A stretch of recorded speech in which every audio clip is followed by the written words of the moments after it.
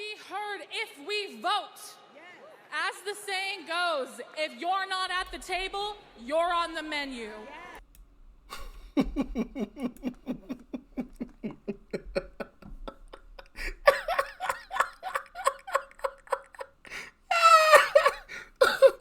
I'm sorry, y'all. I'm sorry. I've watched that video like 3 times now. And I laugh every time I see it. I'm sorry. Whew, I thought I had my laughing out of the system, but apparently not. Okay, we got to talk about the Democrat Party and a young lady by the name of Olivia Juliana. Okay, because, goodness gracious, I got to get myself together, man. Jeez. I literally watched that video multiple times before I started this video so that I wouldn't laugh. And then, goodness gracious, I'm still laughing. Whew, man, I apologize. But, hey, at least I hope y'all got a good laugh out of that too. Anyway, jeez, man, jeez. We also got to talk about Don Jr. as well, because this kind of stems a little bit from Don Jr., JR. And the Democrat Party's struggle attracting more men. Yeah. Obviously, actually, I think I talked about this yesterday, maybe? I think it was yesterday. The Democrat Party is spending $20 million to research how to talk to men, called Project Sam, right? It's super weird to me, bro. If you need to spend $20 million to figure out how to talk to men, you've already lost. You've already lost. Why are you spending $20 million to speak to men? Which also says how much money they actually funneled back to themselves. If you got 20 M's just to blow on how to speak to men, you funneled a whole lot of money back to the party. But, we're not here to discuss that today. Maybe we'll discuss that on another day. But Trump has shut off the faucet. So they keep spending money like that, they're going to run out real quick. And it ain't coming in like it used to. So they're going to be in some real trouble. Like I said, we got to talk about a young lady by the name of Olivia Juliana. I believe that's how you pronounce it. Juliana.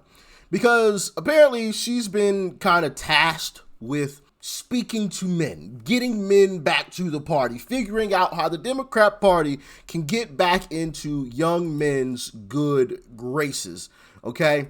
And so I want to play part of this clip from, I believe she's on a show with Micah Irvin.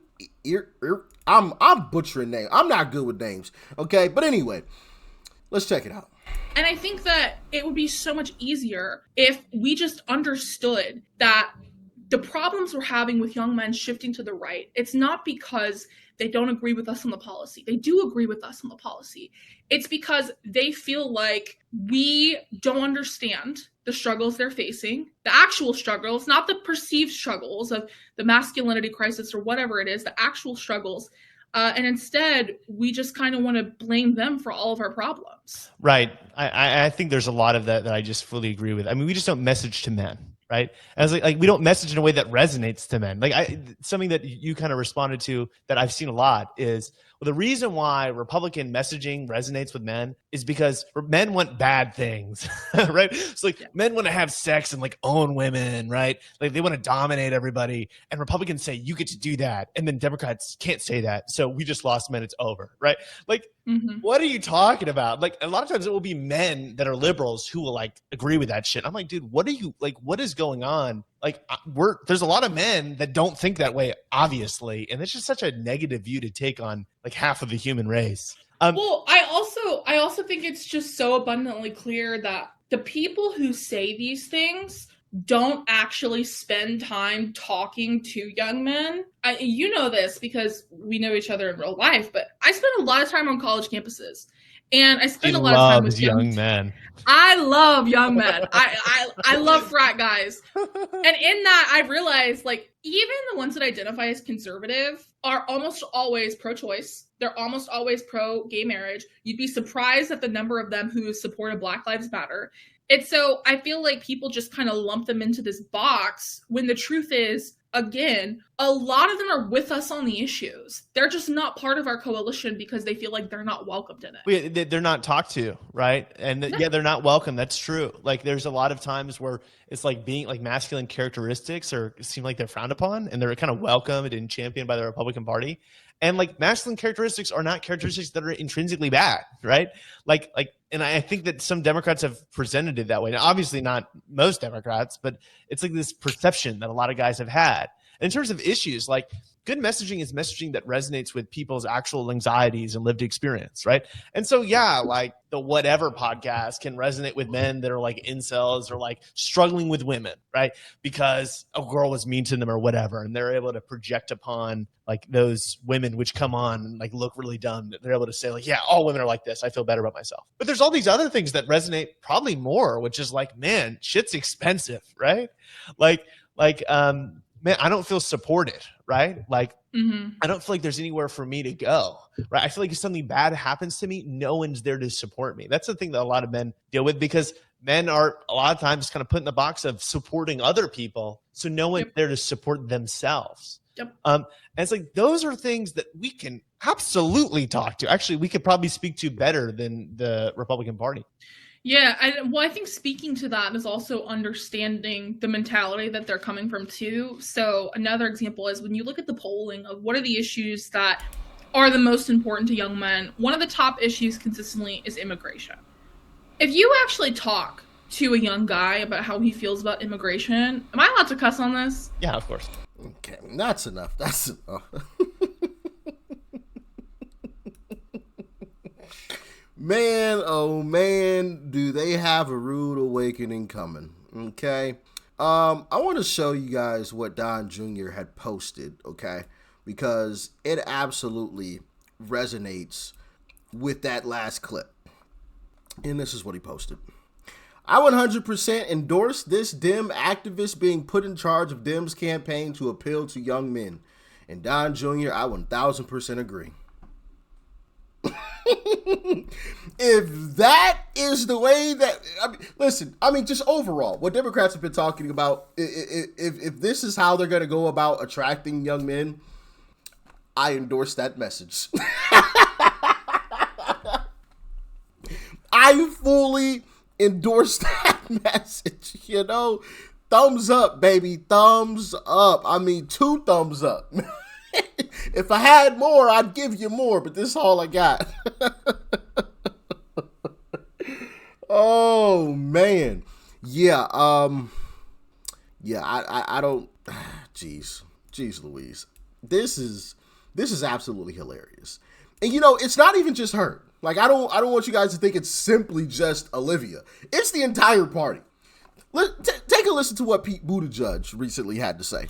Of course, we should be talking about how, if Speaker Johnson got his way, it wouldn't be possible, not just for gay people to get married, but for straight people to get divorced, let alone like birth control or how he would want to regulate porn or whatever most people would have a problem with. But he thinks on the top people's list is adult entertainment. That's what people are concerned about. By the way, if Mike Johnson gets his way, hey, adult entertainment, it could possibly be out the window. As if that wouldn't be great for society. Oh my goodness. Jeez Louise. I'll end it with this clip from Chuck Todd because he was on point. They're having to use anthropologists to figure out how to appeal to young white men. How do we talk to this strange and breed of American citizen that we've never wanted their vote before, but now we do? Sorry, I don't have that New York Times article, the Project Sam. You're like, are we sure this is not an Onion article or a Babylon Bee article, right? Like it's right out of it. It is laughable, but I'll tell you, they did this. I remember a staff member of mine. I told this with Saliza earlier today, Matt. I remember a staff member. This was during fall of 2016. Hillary Clinton was doing a rally, and it was like, I'm going to be the president for African Americans and Latino Americans. And she just went down the list, right? You just pick your identity group, and she went down, young American, da da da da. And my staffer goes, so she doesn't want my vote. She didn't ask for my vote. And he's a white male. Yeah. She didn't ask for any man. The only and so it was just sitting there going,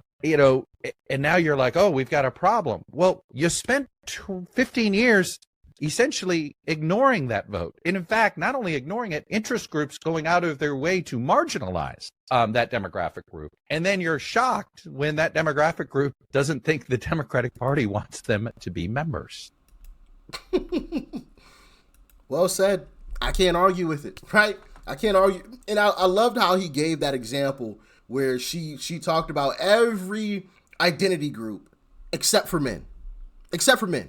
And you guys remember when Obama came out and scolded men for not supporting Kamala? As if we were just supposed to fall in line. Fall in line. Get behind the black woman. Even though she ain't black, she's Indian. But that's neither here nor there. She lost. So that's all I cared about. And the whole backlash that came with that. Man, the Democrat Party is in for a rude awakening. And I'm going to love watching the fallout. These people, they just don't get it. Or maybe they do, but they don't really care. They only care because they're losing. They only seem to care because they're losing.